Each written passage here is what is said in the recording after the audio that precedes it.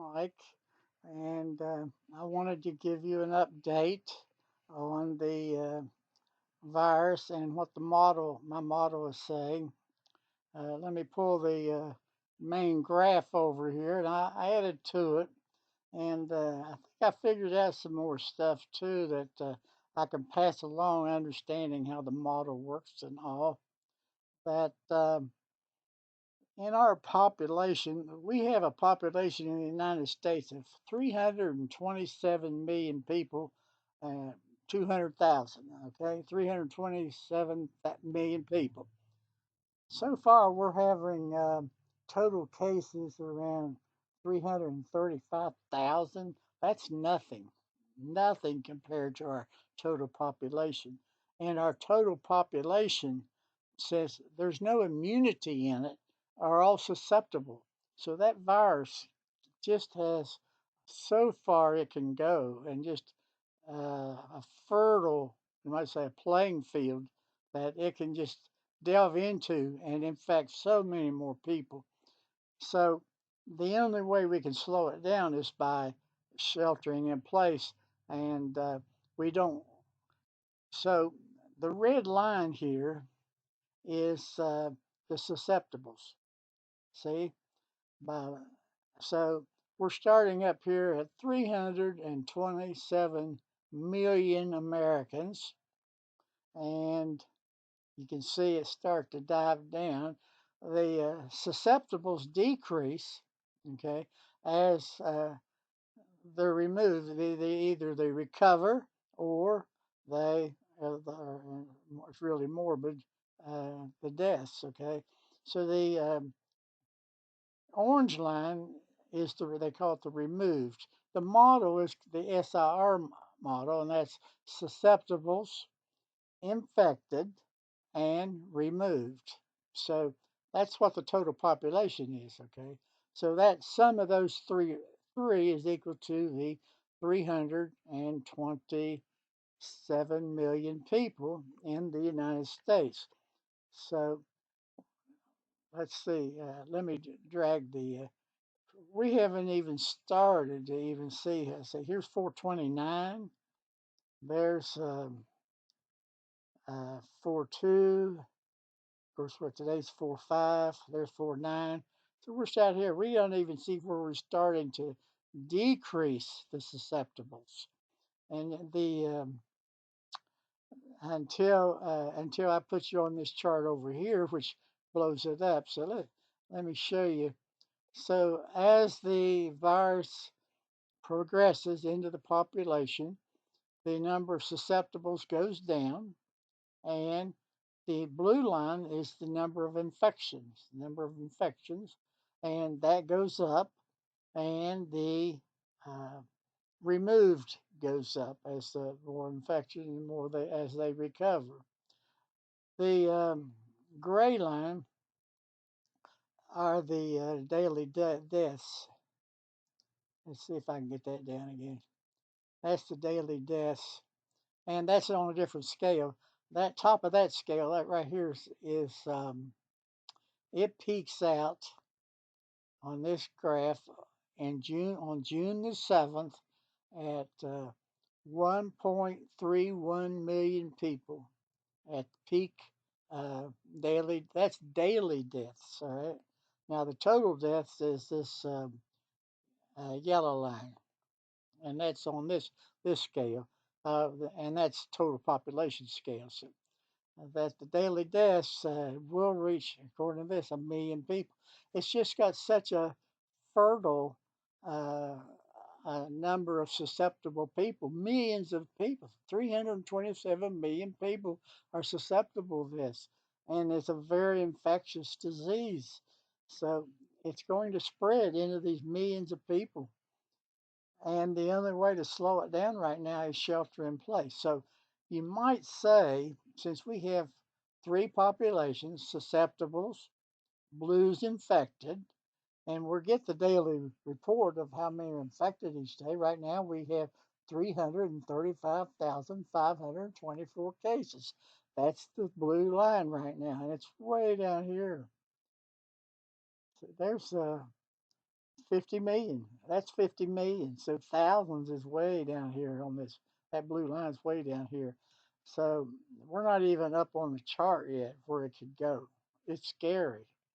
Now this is this SIR model, and so what I was going to say is we can reduce the susceptibles. The, if you're sheltering in place, you're not. You could say you're not susceptible anymore.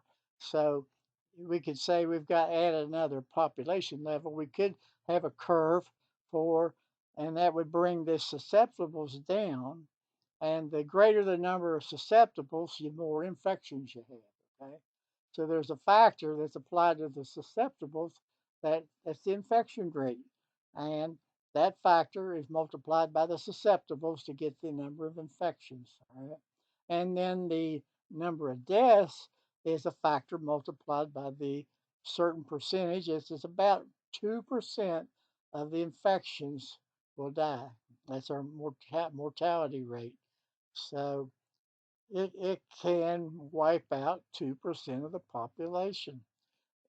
But like I say, we could have another population here, and that's the population that is sheltering in place, and that's the only thing we got against it that we can combat this with right now. If we shelter in place and then we come back out, we're just going to raise the susceptibles back up and start infecting again, and that'll just delay. That will flatten out the peak, but those people are still going to possibly die with the virus. The other hope is you're no longer susceptible if you have a vaccine. All right. That removes the number of susceptibles, it reduces it. So we can shelter in place, but that won't work for the long term, or a vaccine. Now, how about the plasma injections? Well, really, that's just another way to treat the infected, the plasma injection, and that would reduce the mor- mortality factor. We'll get more that are. We'll still get this high number, maybe. Uh, that's 1.3 million. Did I say? Yeah, but that's infected. There's the deaths, 1.3 million, and a certain percentage of those pass away, mortality. But we can decrease the mortality if we can treat the infected in the blue line better, all right? Be more successful in treating it. But who wants to be sick with it and go to the hospital? So it's just a bad situation until we get a vaccine. Now it could be maybe the plasma injections could be given to the population, the uh, susceptibles, and make them no longer susceptible. Kind of be used as a vaccine. But imagine when you put those antibodies in, they're going to wear off in maybe several days. So you'd have to just keep injecting them. So bad situation. All right. But we understand we talk about the peak, right? Well, there's the peak. Now that peak that's the maximum number of infected. It's at 285 million, and it occurs on June the 9th. Mm. So, and then this is the total, the maximum number of deaths, daily deaths, not maximum number of deaths, daily deaths. So that means at the max we're going to have on one day 1.3 million people pass away. But that's 1.3. That's a real low percentage, you see, of the 1.3 million is a low percentage of the 327 million susceptibles that we're starting with here. All right, now let's go back. So I took these curves apart, and I need to blow up this section where we're at right now so we can see that a little better. So here, daily deaths, and here you can see how it's starting to take off here. I mean, it's going up into millions of people here, There's 2,700. That's daily deaths, all right? Now let's see, I don't know how many.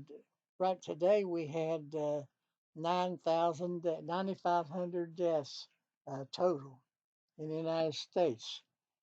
And that's not total, this is daily deaths. And so there were about 1,000 more. Let's see where we are. I'm gonna find 4 or 5 here. There's 4 or 5, and that's showing 1,400 people died today, or between yesterday and today. And let's see, the model is working pretty good. I mean, I'm not proud of it. At least it, by doing the model, I understand the mechanism of it better and understand what we're talking about when we talk about the peak. You know what I mean? The uh, the apex. What will we do if we shelter in place? Well, we'll flatten the curve out, but if we come back out again, it's just going to start back up again because we still got the same number of susceptibles. And the really long-term answer is a vaccine. If there's, we saw how it just took off.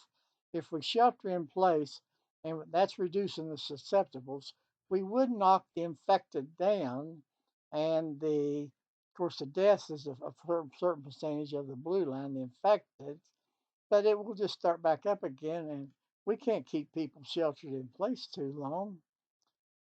So that's a bad situation. So let's see. Now here's the daily deaths, um, just the daily deaths. Um, the peak here is on June the 9th at 1.3 million people. And if the model holds, so far, I was going to update it today, but the numbers were so close. I when I tuned it in yesterday, then it's held pretty much. Now, let's see. I think I'm showing more. Let me scoot the graph down here. I'm showing 9,728 total deaths. And right now, I'm looking at CNN. It's 9,562. So yeah, in a few hours, by the end of the day, that could go up to that number. So it's tuned pretty good. And then here's the total number of infections I've got. Now I do have, that's a little high. It's at 381,500, and on CNN right now it's saying 335,000.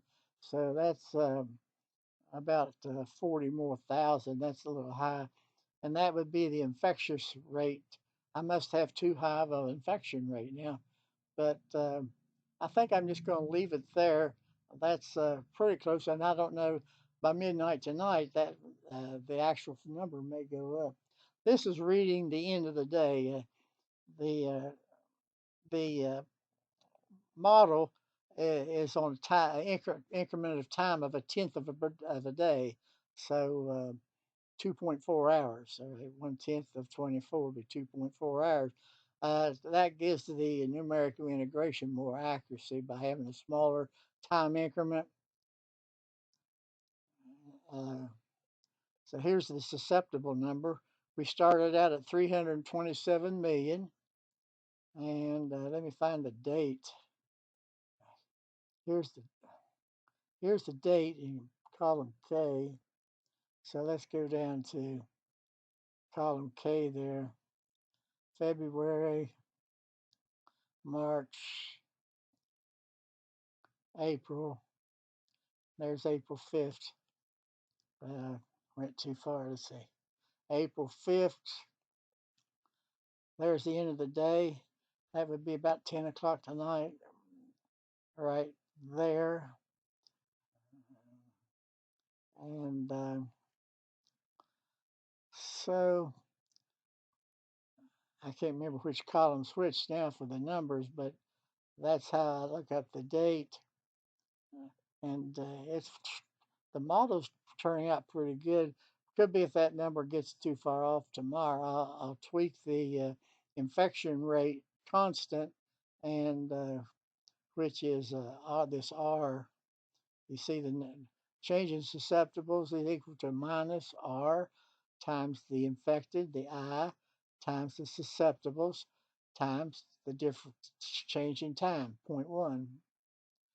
Change in intensity is equal to R, the same constant, times I, times the susceptibles, times dt, minus alpha I dt. Then, and this is the amount removed. The change in the removal is alpha I dt, this same term is right here. That's a simple model, and all you have to know how to do is do numerical integrations on these three differential equations. It's really, I mean, it's a very simple model, and it's amazing how accurate it is once I got it tuned. But we'll see. Hopefully, the infection rate will go down, but it looks like today the number of deaths is holding to where the model is pretty accurate. Let's see, total deaths is right here.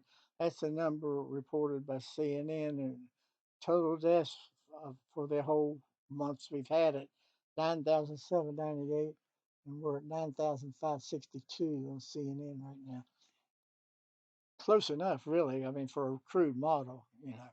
But the idea for me to make it was to really understand the mechanics of the uh, of a pandemic and how it works, and it's done that. Of course, you hear people like I heard Governor Como this morning. He was questioning about he didn't know how the peak would act. Well, the peak right here, this peak is the virus is just running its course.